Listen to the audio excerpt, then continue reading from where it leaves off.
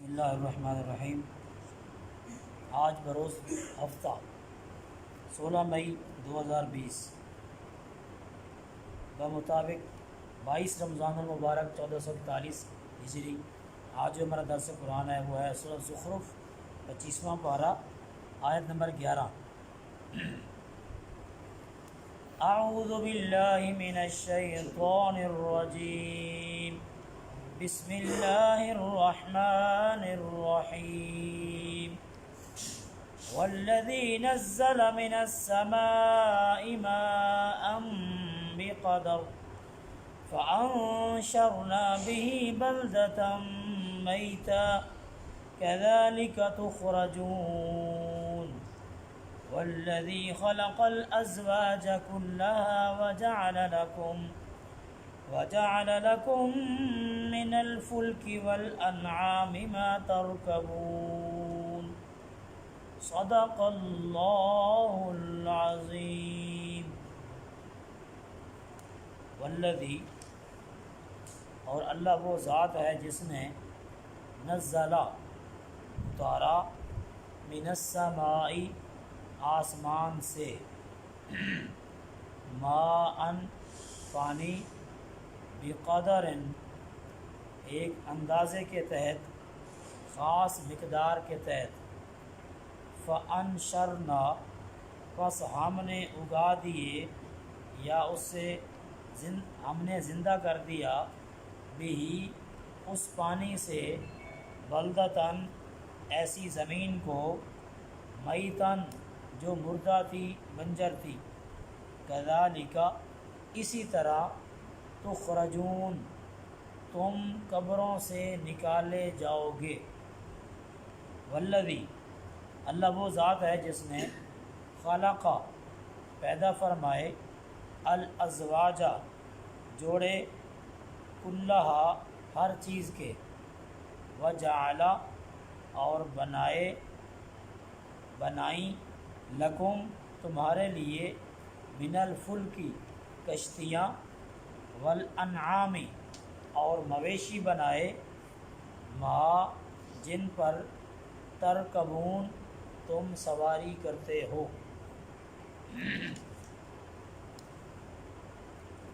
گزشتہ آیات میں آپ نے کل کے روز جو درس سماعت کیا اس کا خلاصہ یہ ہے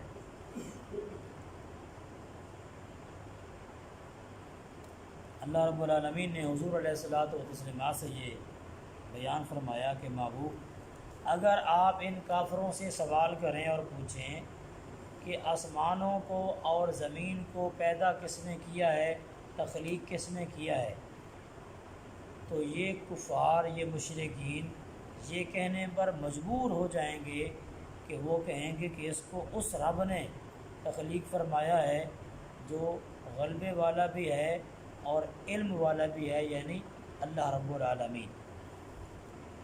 اور یہ آپ نے تفصیل کل سماعت کی کہ کفار یہ کیوں کہیں گے کہ جی اللہ نے اس کو پیدا کیا ہے۔ آپ یہ ان کی عادت پڑ چکے ہیں کہ عام نارمل حالات میں وہ اپنے ہاتھوں سے بنائے ہوئے بتوں کو معبود کہتے تھے اور ان کی پوجا کرتے تھے، لیکن جب کسی پریشانی میں گھر جاتے، کسی مجبوری میں وہ آ جاتے، یا ان کی کشتی جب سمندر میں ڈوبنے لگ جاتی، تو وہ اپنے بتوں کو نہیں پکارتے تھے بلکہ وہ اللہ رب العالمین کو ہی پکارتے تھے۔ تو زمین اور آسمان کی تخلیق کے حوالے سے بھی ان کا نقطہ نظر یہی تھا کہ ان کو اللہ نے پیدا کیا ہے۔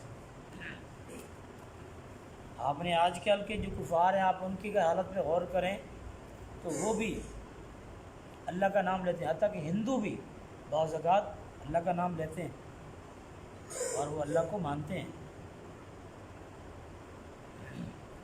اللہ ہی وہ ذات ہے جس نے زمین کو تمہارے لیے ماں کی گود کی طرح بنایا، گہوارہ۔ جس طرح بچے کے لیے ماں کی گود بڑی محفوظ جگہ ہے، پناہ گاہ ہے، اسی طرح اس زمین کو رب العالمین نے انسان کے لیے حفاظت کی جگہ بنایا ہے، اور بہت ساری ضروریات انسان کی اس زمین کے ساتھ اللہ نے وابستہ کر دی ہیں۔ آپ کی کھانے پینے کی تمام چیزوں کا تعلق براہ راست زمین کے ساتھ ہے، اور اللہ نے تمہارے لیے زمین میں راستے بنائے ہیں یہ راستے بھی اللہ کی نعمت ہیں تاکہ تم اپنی منزل مسعود تک پہنچ سکو۔ آج کی ان آیات میں اللہ رب العالمین نے بارش کو بطور نعمت ذکر کیا ہے کہ ہم جو بارش برساتے ہیں، آسمان سے جو پانی اترتا ہے، یہ ایک خاص مقدار کے تحت اترتا ہے، اور اس میں تمہارے لیے بڑے فائدے ہیں جو ہم نے اس کے اندر چھپا رکھے ہیں۔ والذی نزل من السماء ماء بقدر، اللہ ہی وہ ذات ہے جس نے اتارا آسمان سے پانی بقدر۔ بقدر کا ترجمہ ہمارے کچھ قرآن پاک کے اندر اندازے کے مطابق کیا گیا ہے، اندازے کے مطابق۔ یہاں سمجھنے میں غلط فہمی یہ ہوتی ہے کہ ہم اس کو اردو والا اندازہ سمجھ لیتے ہیں جس کو ہم انگلش میں ایسٹیمیٹ کہتے ہیں، تو وہاں وہ معنی مراد نہیں ہوتا۔ اندازہ ہمارا یہ ہوتا ہے کہ ہم ایک کام کا رزلٹ نہیں ہمیں معلوم، تو ہم اندازہ لگاتے ہیں یہ ایسے ہو جائے، ٹھیک ہو گیا یا غلط ہو گیا، تو یہ ہمارا اردو والا اندازہ اور ہے۔ بقدر کا جو اچھا جو اس کا افضل معنی ہے، جو اصل معنی ہے، وہ ہے ایک خاص مقدار کے تحت، اندازے کے تحت نہیں، کیونکہ رب العالمین کے لیے کوئی چیز وہ اندازے کے ساتھ نہیں ہوتی کہ یہ پتہ نہیں یہ ٹھیک ہوگی یا غلط ہوگی، نہیں، ایک خاص مقدار، جتنی اللہ مقدار وہ چاہتا ہے پانی کی، وہ بارش کے ذریعے سے اترتا ہے۔ بارش کے پانی میں اللہ رب العالمین نے بڑے فائدے رکھے ہیں، بڑے فائدے رکھے ہیں انسانوں کے لیے۔ اگر انسان کو اپنے طور پر خود پانی کا انتظام کرنا پڑے تو اس کے لیے کتنے اخراجات چاہیے، کتنے اس کے لیے موٹریں چاہیے، کتنے پمپ چاہیے، مگر یہ آنن فانن دفعتاً چند منٹ کے اندر اندر جل تھل ہو جاتا ہے، اور اتنا بڑا پانی وہ اکٹھا ہو جاتا ہے۔ رب العالمین کا یہ فضل ہے، یہ احسان ہے۔ پھر فضا کے اندر جو خوبصورتی آتی ہے وہ اس بارش کے ذریعے سے آتی ہے۔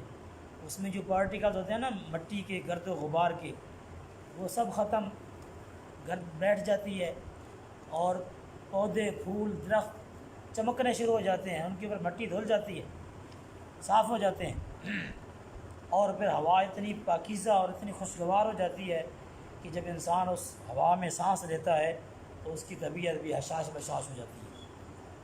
یہ اللہ کی کتنی نعمتیں ہیں جو جن کا تعلق بارش کے ساتھ ہے۔ تو ایک خاص مقدار رب العالمین پانی کی اتارتا ہے اس بارش میں، جہاں چاہتا ہے، جتنی چاہتا ہے وہ بارش نازل فرماتا ہے۔ فَأَنشَرْنَا بِهِ بَلْدَةً مَيْتًا، بلدہ کا لفظی ترجمہ شہر ہے، لیکن یہاں مراد زمین ہے، کہ پھر ہم نے زندہ کر دیا اس پانی سے مردہ زمین کو، بنجر زمین۔ بنجر زمین کے اوپر جب بارش برستی رہتی ہے تو اس کے اندر زرخیزی آتی ہے، اور ایک لمحہ ایسا آتا ہے کہ وہ خوبصورت کھیت، خوبصورت پھول اور پودے اگانا شروع کر دیتی ہے وہ بنجر زمین۔ تو بارش کے پانی نے اس کو اس قابل کر دیا کہ وہ اپنے ان نباتات کو اگائے۔ اللہ فرماتا ہے کہ مومن کی چونکہ آنکھ جو ہے وہ عبرت دیکھنے والی ہے۔ کافر کی آنکھ اور مومن کی آنکھ میں یہ فرق ہے، کافر اس کو سرسری طور پر دیکھتا ہے، اچھا جی یہ چیز ہے، بارش آ گئی، بات ختم۔ مومن جو ہے بارش کو جب دیکھتا ہے کہ بارش سے بنجر زمین زندہ ہو گئی، پہلے یہاں فصلیں نہیں ہوتی تھی، اب فصلیں ہو رہی ہیں بارش پڑنے سے، تو مومن اس میں اپنی آخرت تلاش کرتا ہے کہ اسی طرح جس طرح بنجر زمین کو اللہ نے زندہ کر دیا، ایک دن اللہ نے ہمیں قبروں سے نکال کے سامنے کھڑا کر دینا ہے۔ کذالک تخرجون، اسی طرح تمہیں بھی زندہ کیا جائے گا اور قبروں سے نکالا جائے گا۔ مومن کی جو آنکھ جو ہے وہ عبرت ڈھونڈتی ہے، سبق ڈھونڈتی ہے، اس کو سبق کہاں سے ملتا ہے۔ جب مومن جاتا ہے نا شاہی قلعے میں، تو وہ اپنی ساری وہ جو مغل حکمرانوں کی جو زندگی ہے اس کے آنکھوں کے سامنے پھر جاتی ہے، پوری ہسٹری سامنے آتی ہے کہ یہاں بڑی بڑی فیملیاں آباد تھیں، آج کوئی ان کا نام لینے والا نہیں ہے۔ تو عبرت انسان کو حاصل کرنی چاہیے، اور اپنی آخرت کو بہتر بنانے کے لیے اپنی نظر کا استعمال کرنا چاہیے۔ ایک حدیث پاک میں آتا ہے رسول اللہ صلی اللہ علیہ وآلہ وسلم نے فرمایا اتقوا فراست المومن، مومن کی فراست سے بچو، فإنہ ینظر بنور اللہ، کیونکہ وہ اللہ کے نور سے دیکھتا ہے۔ وہ جب دیکھتا ہے نا تو وہ اللہ کا نور اس کی شامل حال ہو جاتا ہے۔ صفوان بن امیہ ایک کافر مشرک تھا، صفوان بن امیہ، یہ حضور علیہ الصلوۃ والتسلیمات کو شہید کرنے کے لیے مکہ سے چلا تھا، مدینہ منورہ آیا تھا۔ بات ہو رہی ہے کہ مومن کی فراست کتنی ہوتی ہے، مومن اللہ کے نور سے کیسے دیکھتا ہے، اور اس نے ایک خنجر زہر کے اندر بجھا کر اپنے پاس محفوظ رکھا تھا کہ اس کے ساتھ میں نے حضور کے اوپر وار کرنا ہے مسجد نبوی کے اندر۔ جو ہی وہ مسجد نبوی کے احاطے میں داخل ہوا تو حضور کے ہمراہ حضرت عمر بن خطاب رضی اللہ عنہ بیٹھے تھے۔ تو حضرت عمر نے جب اس کی چال دیکھی نا تو حضور سے عرض کی کہ اے اللہ کے رسول، اس بندے کی نیت مجھے ٹھیک نہیں لگتی، اس کی نیت میں فساد ہے، جو بندہ آ رہا ہے۔ یہ ہے اللہ کا نور جو بندے کی آنکھ سے ٹپکتا ہے کہ دیکھ کر اندازہ لگا لینا کہ اس کا ارادہ کیا ہے، یہ کس نیت سے آ رہا ہے۔ پھر جب وہ آیا قریب تو حضور نے اس کو بلایا، ادھر آ۔ وہ آیا، پوچھا کس ارادے سے آئے ہو؟ اس نے کہا جی میرا بیٹا آپ کے پاس قید ہے، غزوہ بدر میں قید ہوا تھا، تو میں اس کو چھڑانے کے لیے آیا ہوں۔ آپ نے کہا اچھا صحیح سے بتاؤ کس ارادے سے آئے؟ اس نے کہا جی اسی ارادے سے آیا ہوں، بس بیٹا چھڑانا ہے، منت کرنا ہے آپ سے، لے جانا ہے بیٹا۔ آپ نے فرمایا اگر بیٹے کو چھڑانے کے لیے آیا تو پھر خنجر زہر کے اندر بجھا کے کیوں لے کے آیا؟ اس نے کہا جی خنجر اور تلواروں نے غزوہ بدر میں کیا کیا ہے؟ ہمارے پاس تلواریں زیادہ تھیں، خنجر زیادہ تھے، کیا فائدہ ہوا ہے ہمیں اس کو؟ تلواروں سے کیا ہوتا ہے، خنجروں سے کیا ہوتا ہے؟ آپ ہمیں صحیح سے بتا کیا ہے کر کے آیا، کس ارادے سے آیا؟ نہیں مانا۔ تو حضور علیہ الصلوۃ والسلام نے فرمایا اچھا مجھے اللہ نے تمہارے بارے میں خبردار کر دیا ہے، بتا دیا ہے کہ تو حتیم کعبہ میں بیٹھ کے جو وعدہ کر کے آیا ہے کہ میں محمد کو شہید کرنے جا رہا ہوں صلی اللہ علیہ وآلہ وسلم۔ تو وہ جو صفوان بن امیہ تھا، وہ جو حضور کو قتل کرنے کے ارادے سے آیا تھا، وہ کلمہ پڑھتا ہے اور مسلمان ہو جاتا ہے، صحابی بن جاتا ہے۔ انہوں نے کہا جی ہم دونوں کے علاوہ کوئی اور نہیں تھا، تو اللہ نے آپ کو جو کہ بتا دیا تو لہٰذا آپ پر پھر کیوں میں ایمان نہ لاؤں؟ تو وہ یہ واقعہ ان کی ایمان لانے کا سبب بنا۔ تو مومن اپنی آنکھ کے اندر عبرت رکھتا ہے، سبق رکھتا ہے۔ تو جب بارش آئے تو ہمیں کبھی اس طرح بھی سوچنا چاہیے کہ بارش جو ہے یہ ہمارے لیے آخرت میں کس طرح ایک سبق بن سکتی ہے۔ اللہ کی نعمت ہے، بہت بڑی نعمت ہے۔ والذی خلق الازواج کلھا، اللہ وہ ذات ہے جس نے ہر چیز کے جوڑے بنائے ہیں، مرد اور عورت کا جوڑا ہے۔ اگر دنیا میں کوئی انسان کہے جی مجھے عورت کی ضرورت نہیں، میں اس کے بغیر بھی رہ سکتا ہوں، تو وہ ایک ان نیچرل کام کر رہا ہے، غیر فطری عمل ہے اس کا، اور یہ بات اس کی درست نہیں ہے۔ اللہ نے جوڑا بنایا ہے، جب اللہ نے جوڑا بنایا ہے تو اس کا انکار نہیں کیا جا سکتا۔ حضور علیہ الصلوۃ والتسلیمات نے فرمایا جو نکاح سے انکار کرتا ہے وہ میرا امتی کہلانے کا مستحق نہیں ہے، اس کو کوئی حق نہیں ہے کہ میرا امتی کہلائے جو نکاح کا انکار کرتا ہے۔ ہر چیز کے جوڑے ہیں، حتیٰ کہ بجلی کے اندر بھی، بجلی الیکٹرک، اس کے اندر بھی مذکر اور مؤنث کا تصور ہے، پودوں کے اندر بھی مذکر اور مؤنث کا تصور ہے، ہر چیز کے اندر اللہ نے جوڑے بنا دیے۔ وجعل لکم من اچھا جوڑوں سے بات یاد آئی، قرآن کریم کے اندر ان جوڑوں کا ایک بڑا توازن ہے، بیلنس ہے ایک بہت بڑا۔ جتنی بار قرآن پاک میں دنیا کا ذکر آیا ہے اتنی ہی بار قرآن پاک میں آخرت کا ذکر آیا ہے، جوڑے کی بات ہو رہی۔ جتنی بار قرآن پاک میں دن کا ذکر آیا اتنی بار ہی رات کا ذکر آیا ہے۔ اس طرح کی کئی مثالیں ہیں قرآن پاک میں۔ وجعل لکم من الفلک والانعام، اور اللہ نے تمہارے لیے کشتیاں بنائی ہیں اور مویشی بنائے ہیں۔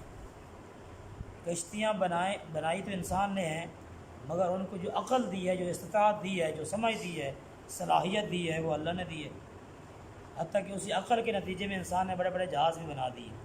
اسلامی تاریخ کے اندر سمندری جہاز سب سے پہلا بحری بیڑا حضرت امیر معاویہ رضی اللہ عنہ کے دور خلافت میں بنا ہے، سب سے پہلا بحری بیڑا مسلمانوں کا۔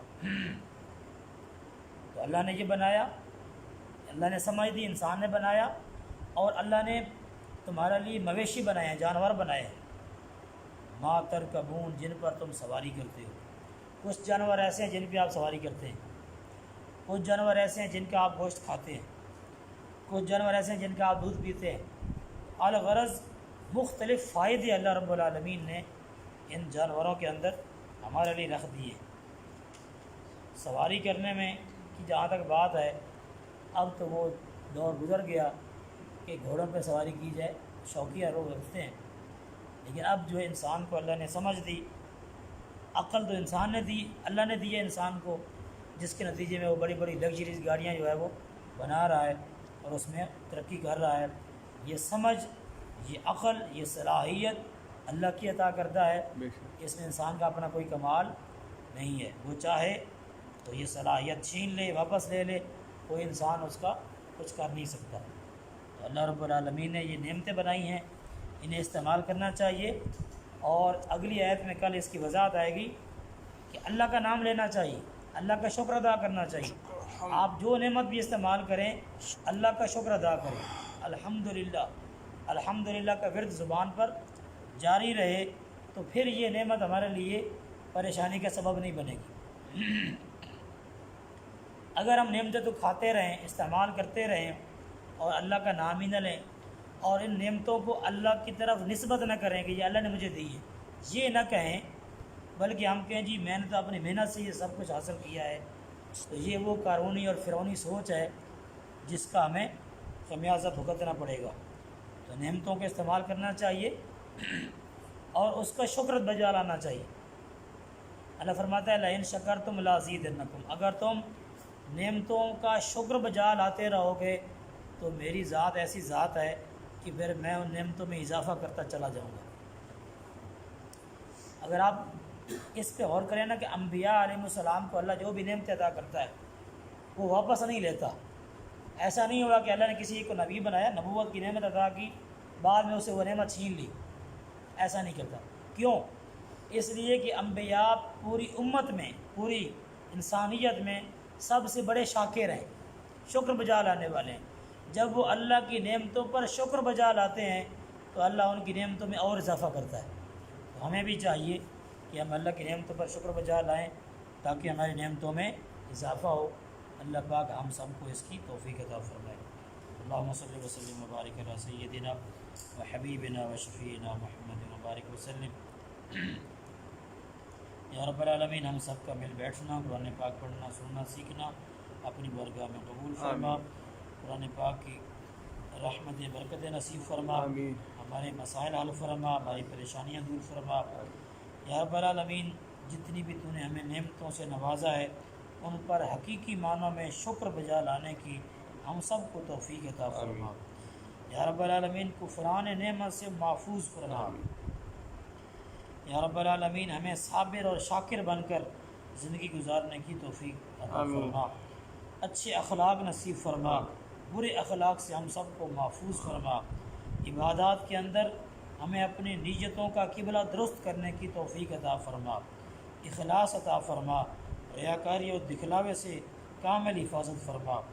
الہ العالمین دونوں جہانوں میں باعزت باوقار زندگی عطا فرما، دونوں جہانوں میں کامیاب و کامران ہونے کی توفیق عطا فرما، امت کے حال پہ رحم فرما۔ الہ العالمین رمضان المبارک کے مقدس لمحات میں، مقدس اوقات میں ہمیں اپنی کامل اصلاح کرنے کی توفیق عطا فرما۔ یا رب العالمین عبادات کی لذت اور حلاوت نصیب فرما۔ وصلی اللہ علی النبی الکریم وعلی آلہ وصحبہ اجمعین برحمتک یا